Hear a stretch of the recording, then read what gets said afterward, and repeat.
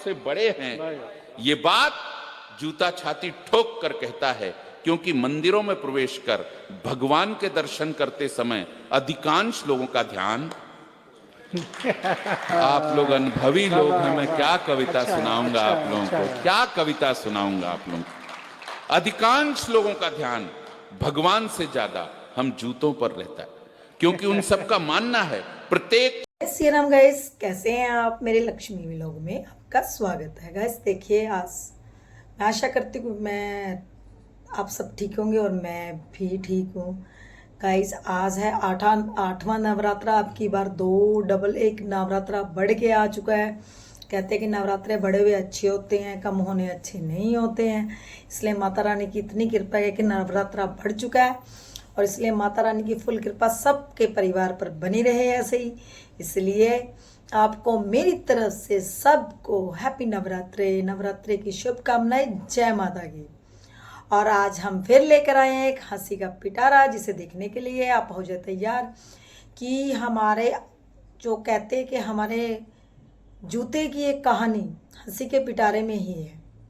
जूता हंसकर बोलता है और मंदिर में जाने से क्यों अपने लिए दुआ गुहार करता है कि मुझे भी मंदिर में जाना है। यह हमारे जूते की कहानी है, देखने के लिए हंसी का पिटारा। चलो चलते हैं गाइस जूते के हंसी के पिटारे की तरफ। टाइम ना वेस्ट करते हुए चलिए गाइस। बोर हो गई तो बंदर से कहा, इतना ही बहादुर है तो नीचे शेर बैठा है, उसकी पूंछ मरोड़ के दिखा।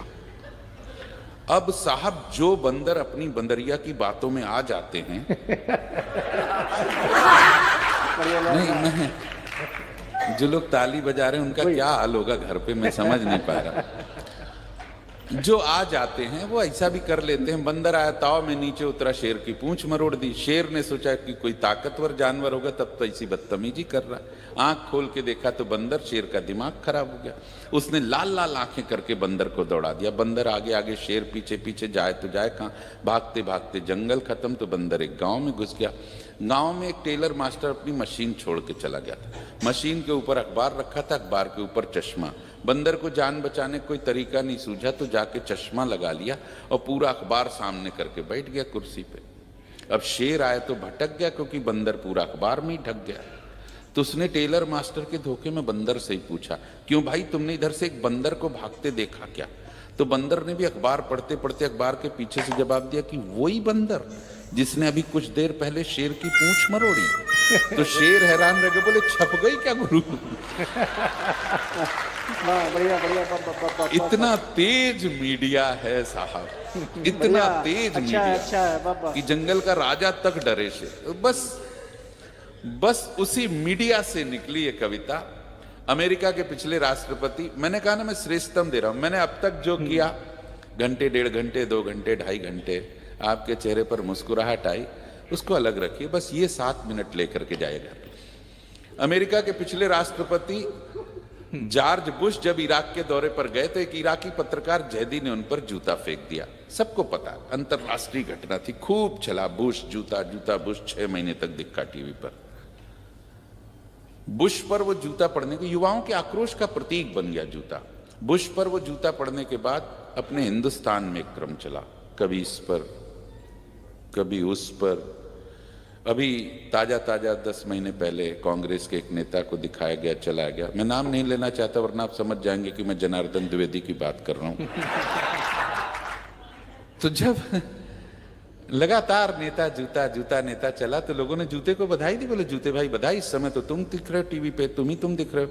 तो मैंने भी बधाई दे दी। मैंने कहा मेरी बधाई स्वीकार करो। मेरा इतना सुनना था कि जूता रोया फूट फूट कर। मैंने कहा क्यों रो रहा? बोले तमाम लोगों ने बधाई दी, अफसोस नहीं हुआ, लेकिन अशोक सुंदरानी जब तुम्हारे जैसा कवि इस बात के लिए बधाई देता है तो दिल टूटता है। और आज तक हिंदुस्तान की किसी कवि ने मुझे कविता लिखने का विषय ही नहीं समझा। तुम वृंदावन बिहारी लाल जा रहे हो, अगर मेरा दर्द रख पाए तो मैं धन्य हो जाऊंगा। मेरे अच्छे श्रोताओ, एक पल के लिए मान लें कि जूता आपसे बात कर रहा है, जूते का दर्द अशोक सुंदरानी की जुबानी। कोई बात अच्छी लग जाए, संकोची आदमी हूं, ठक से लग जाए कलेजे में, तो बस तालियां उठा दीजिएगा कि हम कभी कपड़ों से कभी चमड़ों से मढ़े गए। किसी का बहुत प्यार आया तो हम सितारों में भी जड़े गए। हमने आदमियों की तरह कभी फर्क नहीं रखा अपनों में और गैरों में। हम जितने समय तक भी रहे ईमानदारी के साथ रहे लोगों के पैरों में। हमने नुकीले पत्थरों का दर्द भी अपनी छाती पर सहा, लेकिन प्रतिरोध के स्वर में कभी भी एक भी शब्द उफ का नहीं कहा। आप लोगों ने इतने लंबे समय के त्याग, तपस्या और बलिदान का हमें क्या सिला दिया। हमें कोई पुरस्कार देने के बजाय उल्टे हमारा कलेजा ही जला दिया, और हम अब तक आशिकों पर पढ़कर ही बहुत खुश थे। यार फिर हमें क्यों इन नेताओं पर चला दिया। अच्छा भाई क्या सुनते हैं आप लोग, इतनी देर बाद भी ऐसा समर्थन। मुझे लगता है अगर ये शुरुआत है तो आगे चल करके तालियों का परमाणु विस्फोट डाल देंगे आप इस दुपट्टे में, इस झोली में, कि हम अब तक बस ये ऊर्जा बनाए रखेगा कि हम अब तक आशिकों पर पढ़कर ही बहुत खुश थे। यार फिर हमें क्यों इन नेताओं पर चला दिया। क्या समझते हैं आप कि इससे घटा इनका सम्मान है? नहीं भाई साहब, दरअसल ये सरासर हमारा अपमान। तालियां गलत जगह पर बजा दी आपने। तालियां तो अगली पंक्ति पर। मांगता हूं आप सबसे पूरे सदन से कि क्या समझते हैं आप किससे घटा इनका सम्मान है? नहीं भाई साहब, दरअसल ये सरासर हमारा अपमान है, उड़ाया गया हमारा उपहास है, क्योंकि इन भ्रष्ट नेताओं से ज्यादा गौरवशाली हमारा इतिहास है। बढ़िया, बब्बा बहुत अच्छे। अशोक जी क्या बात है, जय हो जय हो। क्या सुनता है वृंदावन कि उड़ाया गया हमारा उपहास है, क्योंकि इन भ्रष्ट नेताओं से ज्यादा गौरवशाली हमारा इतिहास है। हम मेरी बच्चियां, मेरी बहनें, मेरी दीदी सब बैठी, एक नाजुक एहसास सौंपता हूं। आप सब गुजरे होंगे या गुजरने वाले होंगे। वो नाजुक एहसास आपके पास तक जूते के माध्यम तक पहुंचे तो आपकी तालियां यहां तक आए कि उड़ाया गया हमारा उपहास है, क्योंकि इन भ्रष्ट नेताओं से ज्यादा गौरवशाली हमारा इतिहास है। हम स्कूल जाते हुए बच्चे की प्रथम चाह बने। हमने पहुंचाया लोगों के पैरों को हमेशा आराम। हम नहीं कभी भी किसी के लिए आह बने। हमने खोजी खेतों के बीच में से भी पगडंडियां, लड़खड़ाते कदमों की हमेशा राह बने। और हम ही थे जो जीजा और साली के मधुर रिश्तों के प्रारंभ के प्रथम गवाह बने। हम ही थे। और फैलाता हूं झोली, मांगता हूं तालियों का वो परमाणु विस्फोट। कविता की 2 प्राण पंक्तियां सौंपता हूं। सिहर जाइएगा तो दोनों हाथ हवा में हो। तालियों का परमाणु विस्फोट देखना चाहता हूं। पूरे देश ने प्यार दिया है, वृंदावन कैसे संभालता देखना चाहता हूं कि हम ही थे जो जीजा और साली के मधुर रिश्तों के प्रारंभ के प्रथम गवाह बने। हमने सर्दी की चुभन और गर्मी की तपन, तैयार रहे, हमने सर्दी की चुभन और गर्मी की तपन दोनों को बराबर सह के लोगों को उनकी मंजिलों तक पहुंचाया। और जब हम उतरे मर्यादा पुरुषोत्तम प्रभु श्री राम के चरणों से, तो अयोध्या का शासन 14 बरस तक हम ही ने चलाया। वाह बाबा, जय हो बाबा, बहुत अच्छा है। अशोक जी क्या बात है बाबा।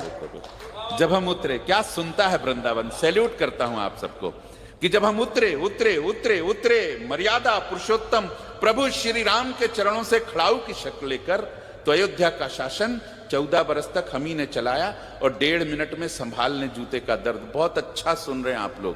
मुझे उम्मीद बिल्कुल नहीं थी जब कवि सम्मेलन प्रारंभ हुआ था कि जब हम उतरे मर्यादा पुरुषोत्तम भगवान श्री राम के चरणों से, तो अयोध्या का शासन 14 बरस तक हम ही ने चलाया। कि आजादी के बाद एक लंबे संघर्ष के बाद, महात्मा गांधी जी के प्रयास से कहें, अंबेडकर जी के प्रयास से, तमाम संतों के प्रयास से, एक लंबे संघर्ष के बाद मिला दलितों को, पीड़ितों को, शोषितों को। एक लंबे संघर्ष के बाद मिला आप लोगों का प्यार, मंदिरों में प्रवेश कर भगवान के दर्शनों का अधिकार। तो भाई साहब, हमने तो सदियों से बिना किसी स्वार्थ के अनवरत लोगों को मंदिरों की सीढ़ियों तक पहुंचाया।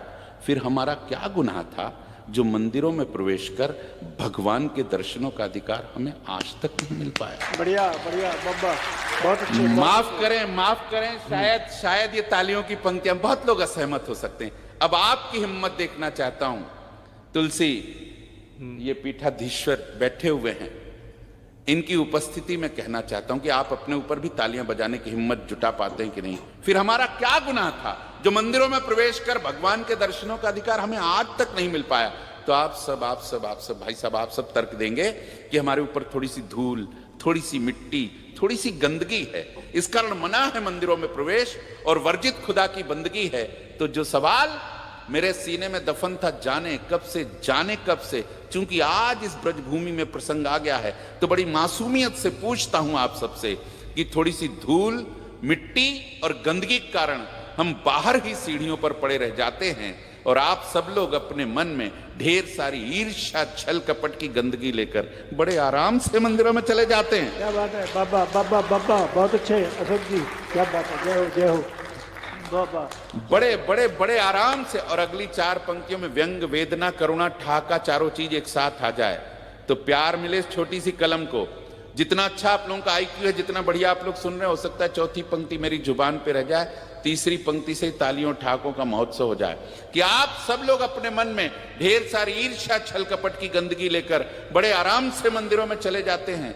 इस बात का नहीं हमें कोई गिला कि हमें इस जमाने से क्या मिला क्या नहीं मिला। हम सीढ़ियों के बाहर धूल मिट्टी गंदगी में जहां पर भी पड़े हैं, कुछ आदमियों के कारण, कुछ आदमियों की नजरों में हम उस स्थिति में भी देवताओं से बड़े हैं।